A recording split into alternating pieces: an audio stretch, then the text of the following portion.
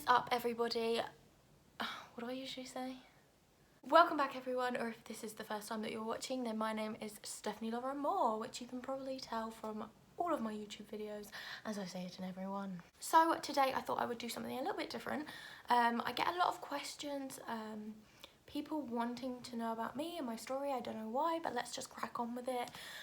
So I thought today I would just give you guys a little bit of a video all about me and my story. As you can probably tell, my story is a long and complicated one with lots of different twists and turns, but yeah, let's just dive right into it. So I thought I would share this story with you just because I feel like a lot of people wonder why I'm so into mental health, why I'm such a big advocate for it, why I decided to write a mental health book, just everything really. They're like, what are you doing? Why? So this is me. So, like I said, my name is Stephanie Lauren Moore. I'm going to start at the beginning and make my way through. So I'll start at the beginning. I was born. That's a good place to start. I was born in a town called Hemel Hempstead, just outside of London, near Watford. And this is where my journey of life began. By the way, I keep fiddling with my hair because I literally washed my hair last night and I didn't do anything with it. I just went to bed and now it's just manic, but it's raining outside, so I didn't really do anything with it. So yeah, I'm sorry if I keep just touching my hair, it's just annoying me. Yeah. So yes, I was in Hemel Hempstead. I decided to just be one of those kids. I didn't really pay much attention at school, but I did manage to kind of make my way through my exams. I was probably around 9. I went on Britain's Got Talent. Everyone that knows me well will know that I like to sing. That was a really bad impression of my singing voice. Don't take that as my singing voice. But everyone that knows me will know that I also have terrible stage fright. So that is why I haven't actually posted any videos of me singing or sing anywhere really. So I do enjoy to sing. I went on Britain's Got Talent and I chickened out. So I managed to sing for the producers and everything, but I chickened out of actually doing the rest of it. So yeah, that's a fun story. Anyway, moving on, when I was about 11, 2 years later, I had this little lump come up, like right here in my neck somewhere, under all these chins. I had a lump, probably see the scar now. Had this lump, it was only little. I thought, what the heck is that? So I went to the doctors. They said, don't worry, it's probably puberty, so just give it 6 weeks. Gave it 6 weeks, and then what happened? Still there. So I went back to the doctors. They signed me up to a thyroid specialist, and it turns out it was a goiter. If you don't know what a goiter is, it is the enlargement of the thyroid when your hormones are all up in the air. Anyway, I had this for about 3 years. It kept growing and growing to the point it was the size of a tennis ball. At this point, I could no longer breathe, and I was in hospital every single week. Lots of ambulance journeys and lots of hospital trips. A lot of needles, a lot of gas and air. La-di-da, hospital. So after that, we finally asked for a biopsy. Biopsy 1 got messed up, went into the wrong side of my neck. How could you see that? There's a tennis ball hanging outside my neck. So I ended up having another biopsy, and that's when they found cancer. Dun, dun, dun. So then it was thyroid cancer. No biggie. Apparently it's the best cancer you can have. There's no such thing as good cancer, come on. So, at this point I was 15, just been diagnosed with cancer, immediately kind of taken out of school, had to go in for surgeries. I had, they went in, took out the tumour, and if you don't know, your thyroid is in your thyroid is in the shape of a butterfly, so they took out the right hand side. It looks like the left, but it's the right hand side of my thyroid. They also took some lymph nodes out, the little things in your neck. And they said that the cancer had spread and it was in my neck, so they needed to take the other side out.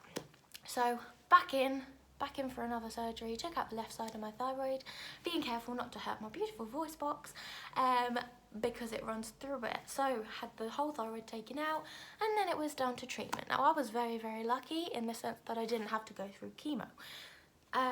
Chemo, to be honest, I just didn't want to lose my hair at the time. My hair was like down to my waist, and I was like, please don't. It's thick and it's lush, and it keeps me just feeling somewhat not insecure about the line on my neck. So I managed to get away with radioiodine treatment. Now, if you don't know what this is, it looks very, very scary, but it's not that scary. I mean, at 15, being told that you've got to be isolated for a week in a room with no people with no communications. Actually, I wasn't allowed my phone or my laptop or anything like that in there, but I was allowed to use a laptop that was already in there. But I spent my whole time reading a book. I read Hunger Games. That was a pretty good book. Anyway, so you're locked in this room for a week. Pretty scary at 15, but anyway, I got through it. And I did that twice. It's a little radioactive tablet that's in all these little things, and they come in hazmat suits. It's a bit weird. Anyway, I did that twice, and then, yeah, they did lots of scans, and they said that there was no trace of it. Moving on, shortly after that, I had terrible periods, lady month things, all that girly stuff, and yeah, kept ending up in hospital for that. I was in pain, like the worst pain. I'm pretty sure it felt like labour. Sorry to those that have had babies, but have you had endo? Then I had gone in for endometriosis. That's when I was diagnosed with the surgery. So they went in, supposed to be 30 minutes long, turned into 5 hours. So that was fun. Yeah, so I was diagnosed with stage 4 endometriosis. If you don't know what endometriosis is, then check out my channel because I talk about it a lot.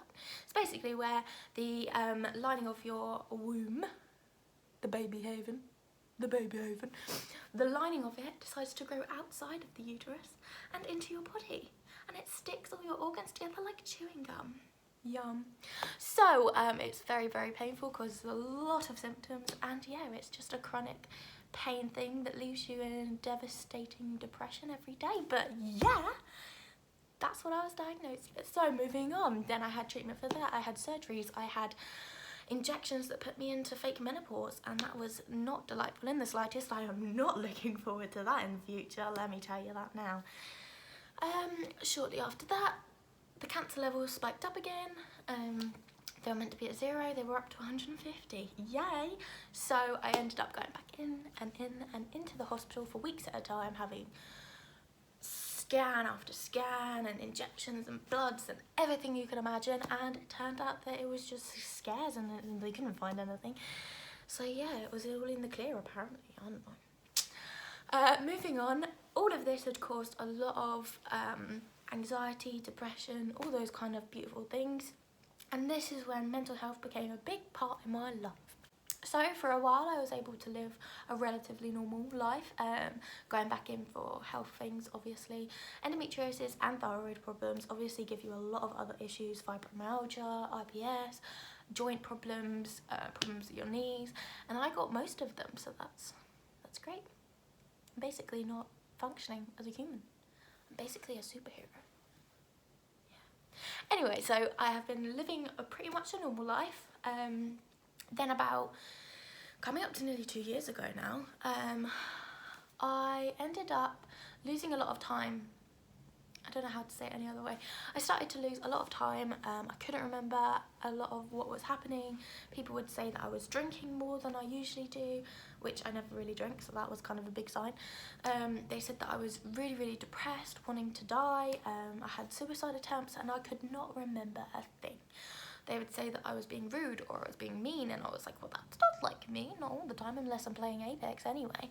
So then we found out that there was just something not going on. So I had brain scans to see if there was something going on. I started to have seizures, and they just couldn't see what was going on. So I ended up seeing Dr. Remy Aquaroon in Norwich. He is the UK leading specialist in DID, dissociative identity disorder, also known as multiple personality disorder. So then I was, shortly after this, I was diagnosed, but before this, just skipping back a step, shortly before this, they had put me into a psych ward for a couple of days, where I did not sleep, I did not eat, I did not do anything. I just kind of stared at a wall, not really knowing what was going on, until several people tried to attack me, so I was like, please get me out of it. So I went home, saw Dr. Remy, and got the diagnosis and the help that I needed. So after researching this, I realised what I had to do. I decided to move away, get away from the situations that were causing my DID to come out more, causing more stress and anxiety and depression. So we moved away next to the beach, which was a great idea because I have not been happier since. Since then, there's not been a lot going on. I've had several surgeries to do with interstitial cystitis, more things to do with my thyroid, and more to do with my endometriosis. So With all of that that's been going on, in the past year, it has been a real I cannot talk. It has been a real eye-opener because honestly, I have learned how to cope with the ID. Seriously, what is going on? My words not coming out at the same time as my brain is processing them. I've been learning to cope with the DID. I've been learning ways to help with my endometriosis, with my thyroid, lifestyle habits and change. I'm finally in my own home with my beautiful fiance. We got engaged and there is so much to look forward to. But I'm not going to lie, there are down days and there are days that I just don't want to get out of bed. There are days when my endometriosis flares up and Connor has to just wrap me up on the sofa in a blanket and give me a hot bottle and just leave me there and pet my head every once in a while and give me peppermint tea. But in the days where I do feel okay, there are things that I like to do. So, I wrote a book. That was a big challenge for me, but it was also very therapeutic, and from the comments that I've had about people reading it and the reviews I've got, it has been amazing. And honestly, I could not have imagined a better response than what I've got, because the amount of people that have said that it's helped them just makes my heart smile. If my heart could smile, makes my face smile anyway. So I wrote a book all about mental health, about my experiences and how I've turned those experiences into lessons and how I help myself move forward from them and turn them into positive. Into a positive basically. So now I'm just concentrating on helping other people that have gone through health illnesses, mental health, and to just help everyone to just see the positive things in life. If I could survive everything that I have, then there's hope for everyone, I think. Yes, there have been really, really difficult times, but I like to outweigh the bad times with the good times and the good memories and set goals for myself and get to a place where I can achieve them. Yeah, feeling good. Anyway, yeah, so this is a bit of my story, and you might be able to see now why I'm such a big advocate of mental health and just get into a place where you are feeling happy no matter what circumstances you've got around you. It can be tough, it is really tough. There are days, like I say, where I don't want to get out of bed, I don't want to put makeup on, I don't want to speak to anyone, but I make myself sit in front of a camera and talk to you guys, because maybe there is someone out there that my story will help. Maybe there isn't, but who knows, I will never know the people that I help. So yeah, this has been a bit of a longer video, and it's just been me chatting and rambling on, because that's what I like to do, I ramble. But I'm hoping that you guys feel like you know a bit more about me and my story, and you may feel a bit more inspired to check out some of my other videos, or tell me what kind of things you want me to talk about, or anything in my story that you feel like you want to hear more of, and I can go into depth with it a bit more. As of right now, my health situations. This week I am going into surgery for my endometriosis. It's been about 2 years since I had any proper treatment for it, so I'm very nervous about it, just to see what's going on, what needs to be sorted and what the next plan of action is. But I am praying and I am very positive that whatever will be, and it will be the best for me. So the other thing that I've got at the moment is I have a small lump in my neck, but it's being monitored. So far, so good. Touch wood. I have no wood, except over there maybe. I'll touch the sofa. But right now, everything seems like it is only going up. So that's what I like to focus on. I've got some exciting things coming up in the future, and lots of plans and lots of planning, especially with a wedding to plan. But that is it for today's video. If you want to know any more about me, or like I said, if you have anything that you want me to talk about or do, or charities you want me to get involved in, then just let me know. But yeah, please don't forget to subscribe, like, hit that bell button next to the subscribe button to get notifications of whenever I'm posting. I will be trying to post more regularly each week now, so that I feel more consistent with you guys, so you don't just randomly get a video once a month just to know what I'm doing with my life. But yeah, don't forget to share this video with all of your friends, or any of the other videos on my channel if you are a big supporter of mental health yourself. But for now, I will see you guys in the next video. Bye bye!